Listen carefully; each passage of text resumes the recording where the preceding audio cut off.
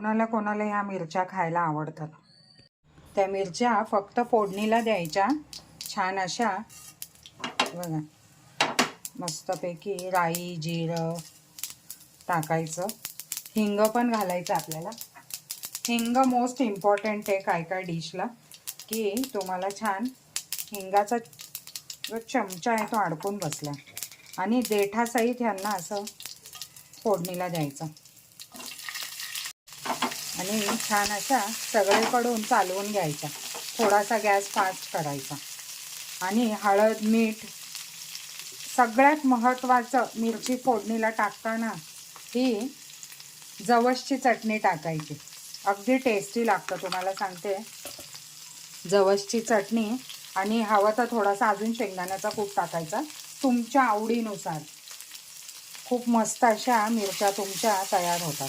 त्याच्या आधी छान यांना फ्राय करून घेऊ, म्हणजे यातला कच्चेपणा थोडा कमी होतो आणि टेस्टी लागतात। नाहीतर तुम्ही कच्च्यामध्येच टाकलत ना तर अगदी चव खराब लागते। हवं तर थोडं लिंबू पिळा। तेलावरच थोडीशी हळद टाकायची, नाहीतर हळद कच्ची कच्ची लागेल, अगदी चवीपुरती।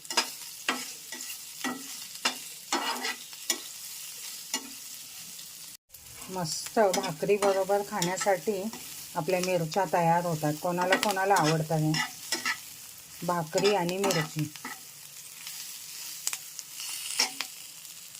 छान आवाज येतो। आता ह्या स्टेजला आपण मस्तपैकी चाट मसाला घालणार आहे, कारण मिरच्या छान शेकल्या गेलेल्या आहेत, तुम्हाला दिसतच असतील। हे बघा, जेव्हा तुम्हाला मिरची भरून करायला वेळ नसतो ना तेव्हा अशा प्रकारची मिरची करा, खूप टेस्टी लागते। आता गॅस बंद करूया आणि खरा मसाला आता टाकूया। चाट मसाला टाकल्याने लिंबू टाकायची गरज नाही पडत। आणि आता आपण टाकणार आहे ती आपली जवसची चटणी, ज्याच्यामध्ये लसूण तीळ सगळं काही आहे, शेंगदाणा कूट।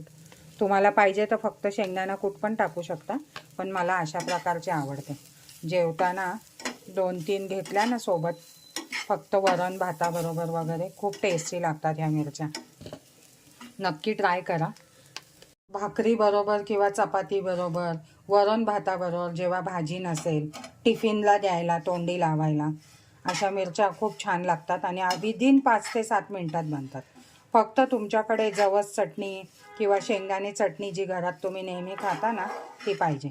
आणि ह्याच्यावर झाकण ठेवू नका, वाफेने पाणी सुटतं आणि मग ती खराब होते लवकर। अशी ही 7-8 दिवस पण बाहेर खराब होत नाही।